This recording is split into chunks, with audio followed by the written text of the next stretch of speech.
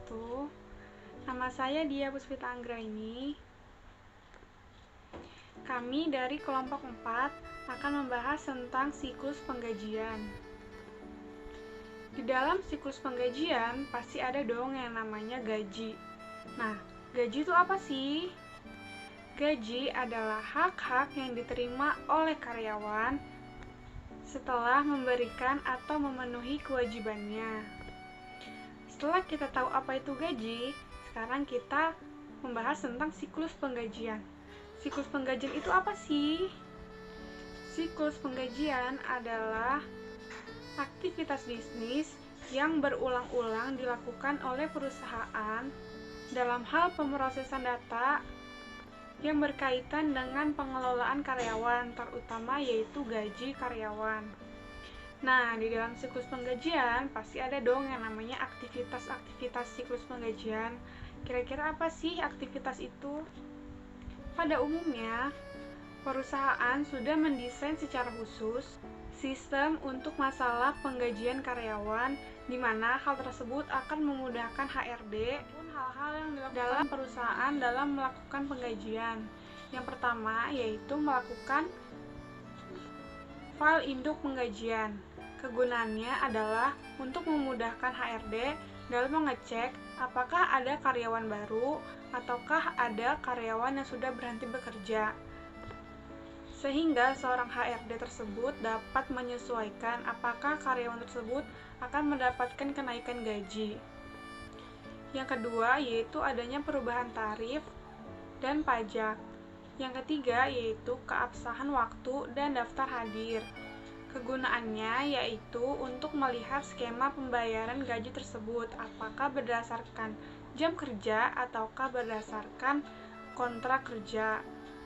Biasanya perusahaan juga menggunakan teknologi seperti fingerprint dan ID card untuk mengetahui apakah karyawan tersebut hadir atau tidak. Yang keempat yaitu menyiapkan daftar penggajian. Yang kelima, melakukan pembayaran gaji. Yang keenam, melakukan kompensasi dan pajak. Dan yang terakhir adalah tentang pajak penghasilan dari siklus penggajian. Jika aktivitas siklus penggajian dapat dilaksanakan dengan baik dan benar, maka akan tercapai ketentuan-ketentuan sebagai berikut. Yang pertama, mengotorisasi transaksi penggajian secara tepat dan benar. Yang kedua, transaksi penggajian dicatat secara valid dengan data yang sebenarnya sehingga menunjukkan validitas yang tinggi. Yang ketiga, hanya transaksi yang sudah valid dan sudah melakukan otorisasi yang masuk ke dalam pencatatan. Yang keempat, pencatatan transaksi secara akurat. Yang kelima, mengikuti aturan pemerintah dalam pembebanan pajak terhadap karyawan secara jujur dan benar. Yang keenam, menjaga dari kehilangan aset, baik dari segi data karyawan maupun kas. Yang ketujuh, memenuhi unsur-unsur efektivitas dan efisiensi dalam sistem pengelolaan penggajian. Nah, tadi kita sudah membahas hal-hal yang akan didapatkan jika aktivitas siklus penggajian itu dilakukan dengan baik dan benar. Nah, sekarang kita akan membahas beberapa hal yang penting yang menjadi pusat perhatian tentang pengendalian siklus penggajian tersebut. Yang pertama yang kita bahas adalah otorisasi transaksi. Yang di dalam otorisasi transaksi ini harus penting dilakukan karena akan mengurangi timbulnya penggelapan gaji oleh pihak yang tidak bertanggung jawab. Contohnya dengan mengganti nama pegawai menjadi nama pegawai yang fiktif yang tidak bekerja di dalam perusahaan tersebut. Yang kedua ada yang namanya pembagian tugas. Nah, di dalam pembagian tugas ini ditetapkan. Kenapa ditetapkan pembagian tugas? Supaya tidak terjadi kecurangan-kecurangan yang tidak diinginkan oleh perusahaan. Yang ketiga itu ada supervisi. Nah, di sini supervisi tugasnya untuk mengawasi siklus penggajian atau mengawasi aturan-aturan yang sudah dibuatkan oleh perusahaan itu sudah diterapkan atau belum dalam perusahaan tersebut. Yang keempat itu ada catatan akuntansi. Yang keenam ada pengendalian akses. Yang ketujuh itu ada verifikasi independen. Verifikasi independen. Apa sih yang dimaksud dengan verifikasi independen dalam siklus penggajian? Maksudnya verifikasi independen itu adalah untuk melakukan pengawasan terhadap jam kerja karyawan, terhadap juru bicara, terhadap buku besar pengelolaan yang berkaitan dengan penggajian atau daftar gaji. Master file hanya bisa diubah atau boleh diubah oleh bagian personalia atau HRD sesuai dengan pembagian tugas dalam pengendalian internal perusahaan. Mengapa hanya bagian personalia saja yang bisa mengakses master file gaji? Yaitu tujuannya untuk mencegah sembarang orang dapat melakukan akses ke master file gaji untuk disalahgunakan. Misalnya ada karyawan fiktif atau mengubah besarnya gaji. Dan semua perubahan di dalam master file gaji harus direview dan disetujui oleh supervisor atau atasan. Pencatatan data kehadiran dan jam kerja yang tidak akurat akan menyebabkan kesalahan dalam laporan pembiayaan penggajian. Pembiayaan biaya tenaga kerja langsung misalnya, yang akan berakibat kepada kerugian perusahaan ataupun kerugian terhadap karyawan tersebut. Kalau dia kerugian perusahaan mengeluarkan biaya atas jam kerja yang tidak dilakukan oleh karyawan. Kalau untuk karyawan, dia melakukan pekerjaan lebih tetapi tidak dicatat oleh perusahaan, itu akan merugikan karyawan dan merusak mental karyawan karena dia mendapat gaji lebih kecil dibanding jam tenaga kerja dia. Oke, tadi kita sudah membahas resiko dan pengendalian atas siklus penggajian. Sekarang kita akan masuk ke topik yang keempat, yaitu fungsi dasar sistem informasi akuntansi dalam siklus penggajian. Nah, kita pengen tahu nih, apa sih sebenarnya fungsi SIA ini dalam siklus penggajian. Yang pertama itu untuk pemrosesan data aktivitas karyawan.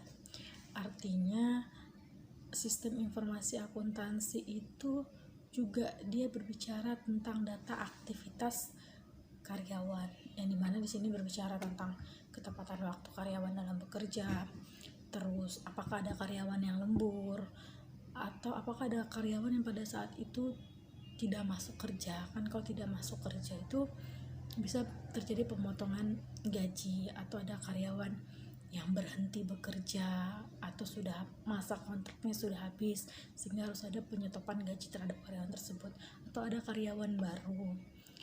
Yang kedua itu adalah untuk menjaga aset organisasi. Maksudnya di sini adalah jelas ya, bisa jadi kas, dimana dari sini itu kita bisa melihat agar kas perusahaan berkurang sesuai dengan jam tenaga kerja yang diberikan si karyawan. Jadi tidak merugikan perusahaan ataupun tidak merugikan si karyawan. Selain itu juga di sini menjaga aset, ya menjaga data si karyawan tersebut. Yang ketiga itu ada penyediaan informasi untuk pengambilan keputusan. Ini pengambilan keputusan para atasan dalam perusahaan. Contoh seperti menyambung kontrak si karyawan. Yang kedua untuk keputusan mungkin menaikkan gaji si karyawan berdasarkan tenaga kerja atau berdasarkan loyalitas si pekerja. Yang ketiga itu bisa menaikkan bonus. Atau yang keempat terjadi pemecatan terhadap karyawan karena karyawannya masuk telat, terus sering tidak masuk kerja. Selanjutnya adalah data-data yang dibutuhkan dalam siklus penggajian ini, yaitu yang pertama, daftar absensi dan nomor karyawan, yang kedua, daftar gaji dan nomor karyawan, yang ketiga, daftar pajak penghasilan terutang, yang keempat, daftar asuransi dibayar di muka, dan juga ada slip penggajian, slip pajak penghasilan, slip asuransi, dan laporan penggajian. Kemudian ada pihak-pihak yang terlibat dalam hal siklus penggajian ini, yaitu diantaranya petugas absen, bagian HRD, karyawan, bagian keuangan atau bank, pimpinan divisi atau departemen, dan kemudian pemerintah. Lalu, apa saja sih tugas dari pihak-pihak yang terlibat dalam siklus penggajian ini? Yang pertama ada petugas absensi. Petugas absensi bertugas untuk mengecek absensi karyawan, membuat daftar absensi karyawan, serta membuat daftar lembur karyawan. Yang kedua ada Human Resource Development.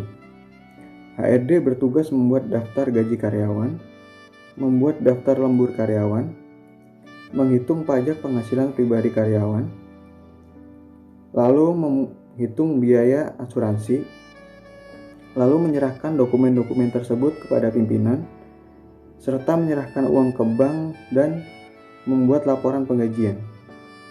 Yang ketiga ada karyawan. Karyawan bertugas melaksanakan kewajibannya sesuai dengan peraturan atau perjanjian kontrak, serta menerima slip gaji, membuat revisi apabila ada kesalahan perhitungan, serta mengecek dan mengambil uang di bank. Yang keempat ada petugas keuangan atau bank. Petugas keuangan atau bank bertugas menerima daftar gaji karyawan, menerima daftar lembur karyawan, lalu menerima daftar pajak penghasilan karyawan, lalu menerima daftar biaya asuransi, mentransfer uang ke rekening masing-masing karyawan, membuat slip gaji dan lembur karyawan, lalu membuat slip potongan pajak, serta membuat slip biaya asuransi dan juga menyerahkan slip tersebut kepada HRD. Selanjutnya ada tugas bagian pimpinan, yaitu menerima laporan penggajian dari HRD, mengecek laporan penggajian, dan terakhir menguji apakah ada kesalahan yang perlu direvisi. Selanjutnya ada tugas bagian pemerintah, menerima slip pemotongan pajak penghasilan, membuat revisi jika ada kesalahan perhitungan, dan yang terakhir mengecek dan mengambil uang tersebut ke bank. Selanjutnya ada tugas pihak dari asuransi, yaitu menerima slip biaya asuransi, membuat revisi jika ada kesalahan perhitungan, dan yang terakhir mengecek dan mengambil uang di bank. Muhammad Adib Majid. Wassalamualaikum warahmatullahi wabarakatuh.